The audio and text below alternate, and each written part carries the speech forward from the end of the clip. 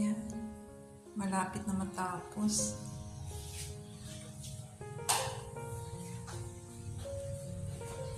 Yan. Parang between.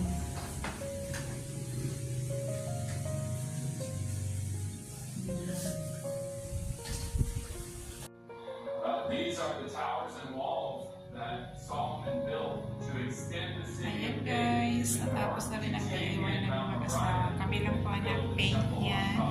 Ayan, sobrang alikabok talaga. Tiyaga lang talaga. Tapos rin. Ayan.